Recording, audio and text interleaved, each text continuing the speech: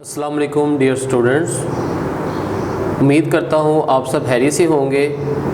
मैं आपका science teacher sir Usman Saeed from अल-नूनियन हाई स्कूल। बेटा, आज हम क्लास 7 का चैप्टर नंबर 8 डिस्कस करेंगे और इसका लेक्चर नंबर है 12। बेटा, अगर आप इस पूरे चैप्टर पे गौर करें तो हमने जितनी भी बातें की हैं वो सिर्फ़ और सिर्फ लाइट के मुतालिक ही की हैं, और लाइट से जो जो फिनोमेना प्रोड्यूस होते हैं हम उनके बारे में पढ़ रहे हैं। लेकिन लास्ट लेक्चर्स के अंदर हमने शैडो के बारे में पढ़ा था। अब आगे शैडो से जो जो प्रोसेसेस होते हैं उनको हम स्टडी करेंगे। तो बेटा, सबसे पहला जो फिनोमेना है जो शैडो की वजह से प्रोड्यूस होता है उसे हम कहते हैं एलिप्स। एलिप्स बेटा ग्रहण को कहते हैं। जैसे सूरज ग्रहण है, चांद ग्रहण होता है, तो इसको हम सोलर एलिप्स कहते हैं और एक को लूनर एलिप्स कहते हैं। तो बेटा, एलिप्स का जो लफ्ज़ी मायनी है वो है ग्रहण, जैसे चांद ग्रहण होता है और सूरज ग्रहण होता है। अगर आप को प्रीवियसली जो कॉन्सेप्ट है शैडो का उसके बारे में अगर हम गौर करें तो वो हमें ये बात समझाता था कि अगर एक ऑब्जेक्ट ज़मीन के करीब है तो उसका शैडो डार्क बनेगा, लेकिन अगर एक ऑब्जेक्ट ज़मीन से दूर है तो उसका शैडो लाइट बनेगा।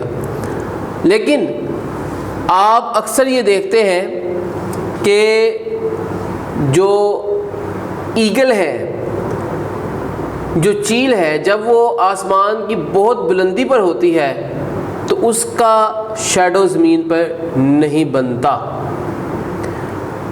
वो इसलिए नहीं बनता क्योंकि वो अर्थ से बहुत ज़्यादा दूर होती है।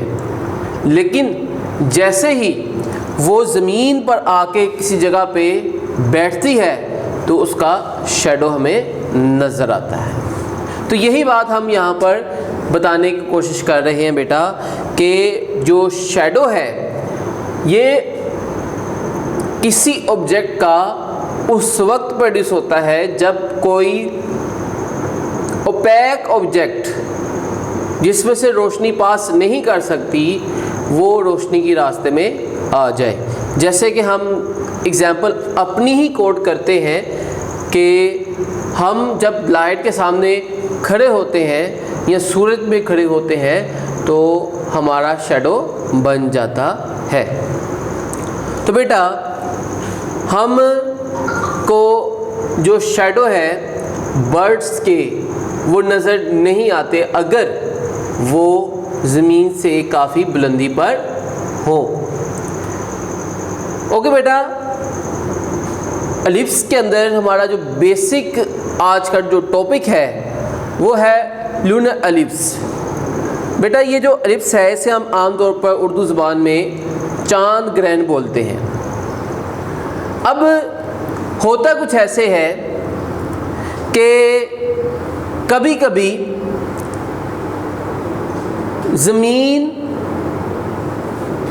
सूरज और चांद ये एक ही लाइन में आ जाते हैं,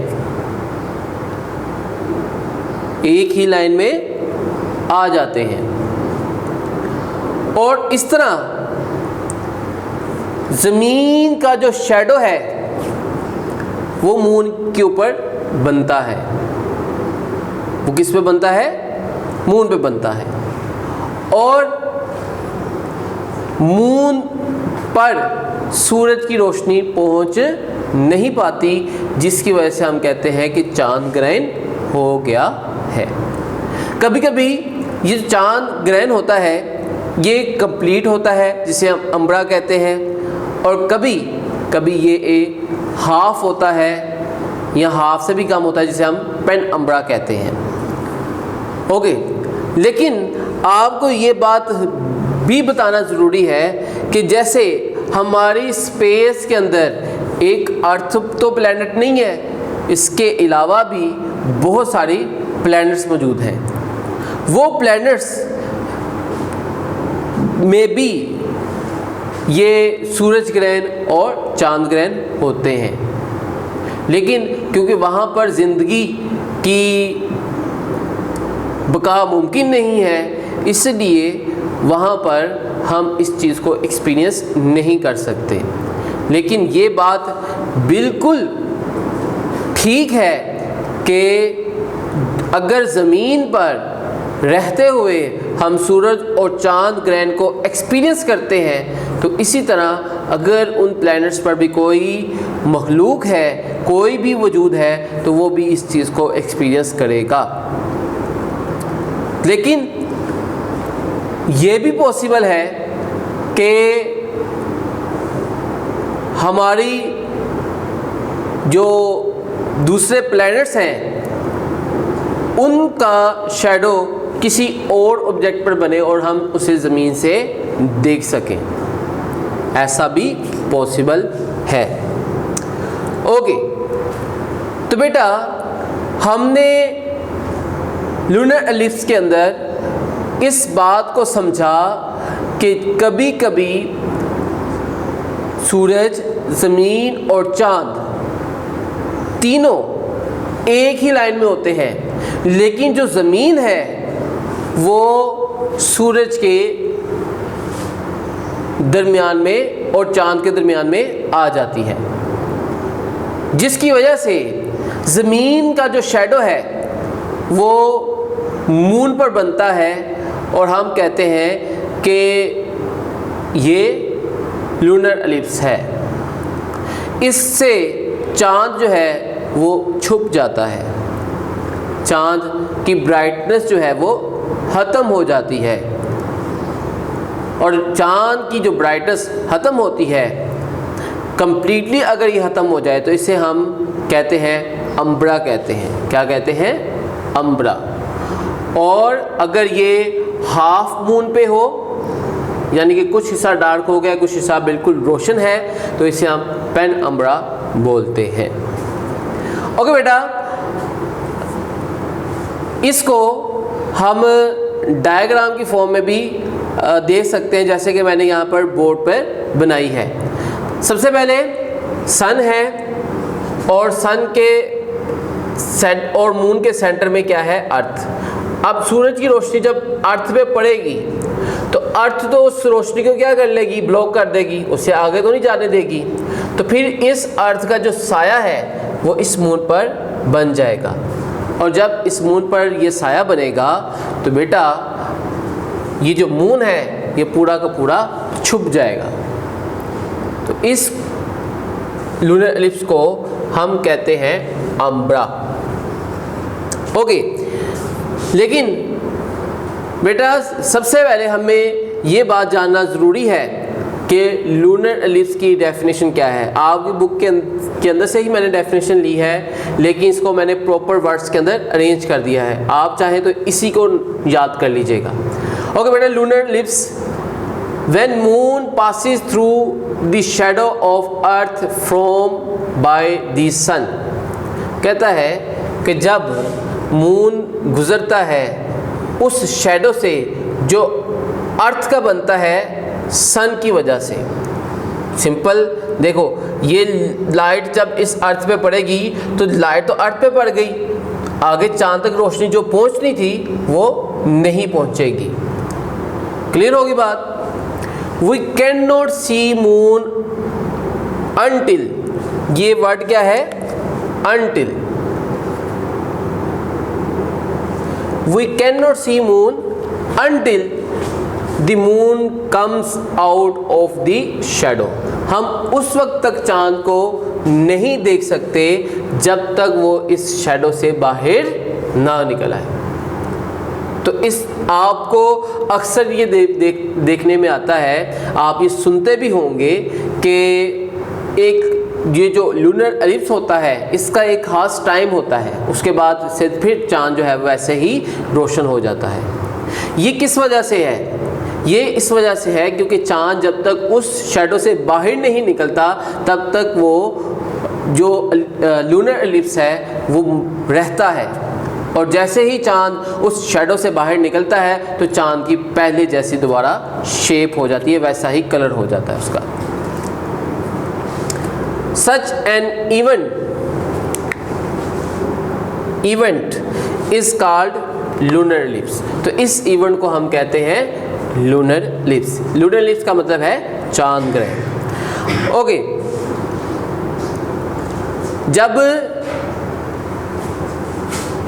सूरज, ज़मीन और चांद तीनों एक लाइन में हो तो इस एलिप्स को हम कहते हैं टोटल लूनर एलिप्स, ठीक है।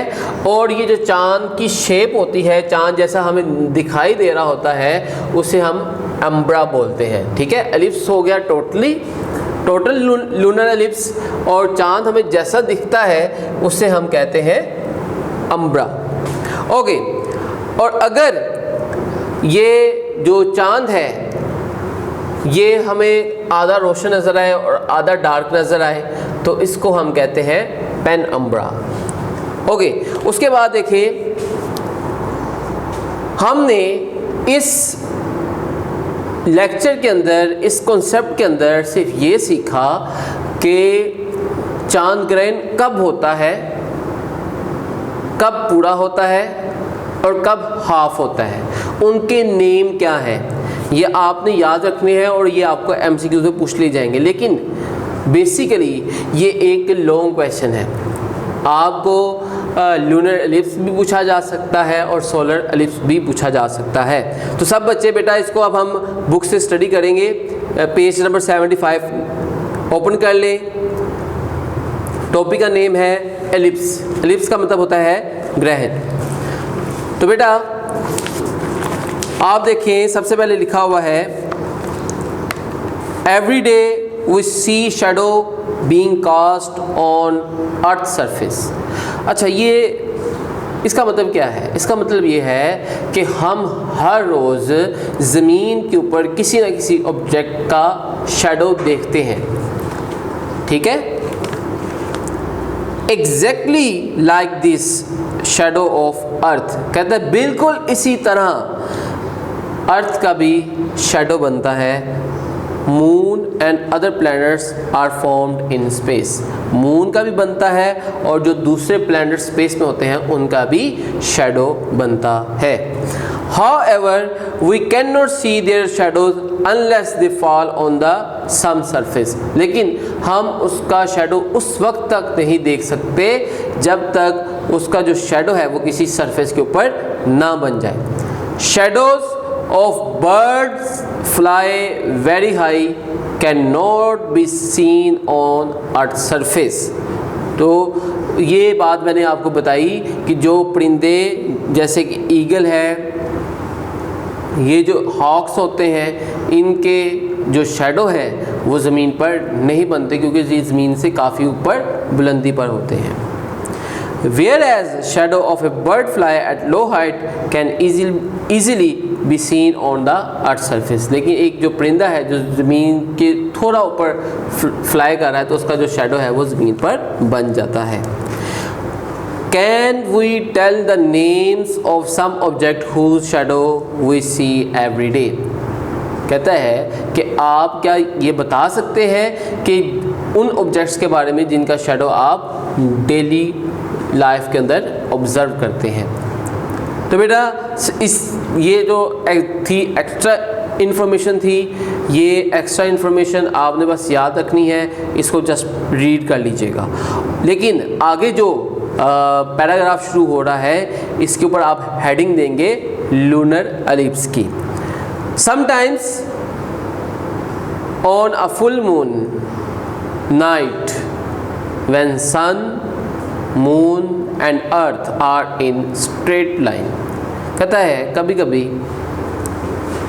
पूरा चांद होता है, पूरे चांद की रात होती है जब सूरज, चांद और ज़मीन एक ही लाइन में होते हैं। स्ट्रेट लाइन मतलब एक ही लाइन में होते हैं। Then moon passes through the shadow of earth, तो मून जो है अर्थ के शैडो से पास करता है। फॉर्म्ड बाय द सन, जो कि अर्थ बनाती है। When this happen we can not see the moon until the moon comes out of a shadow, हम उसको उस वक्त तक नहीं देख सकते। किसको नहीं देख सकते? मून को। हम मून को उस वक्त तक नहीं देख सकते जब तक वो मून जो है अर्थ के शैडो से बाहर ना निकल आए। Such an event is called lunar ellipse. Lunar ellipse is shown in figure. तो आपने फिगर भी बेटा बनानी है, अच्छी सी डायग्राम करके बनानी है, इसके मार्क्स होंगे। उसके बाद देखें, when the whole moon passes through the umbra total lunar eclipse occurs. जब पूरा चांद छुप जाता है तो फिर हम उसे टोटल लूनर एलिप्स कहते हैं। And the when moon passes through penumbra of the shadow of the earth it is called partial lunar eclipse. तो ये दोनों डेफिनेशन है टोटल लूनर एलिप्स की और पार्शियल लूनर एलिप्स की, इसको आप अंडरलाइन कर लें। At a distance of 4 lakh kilometre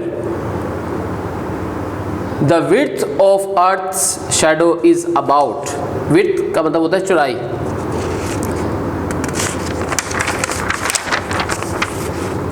3 times the diameter of a moon. कहता है अगर अर्थ 4 लाख किलोमीटर दूर है किससे? मून से, तो उसका जो शैडो बनेगा वो मून के डायमीटर से 3 गुना बड़ा होगा, 3 गुना बड़ा।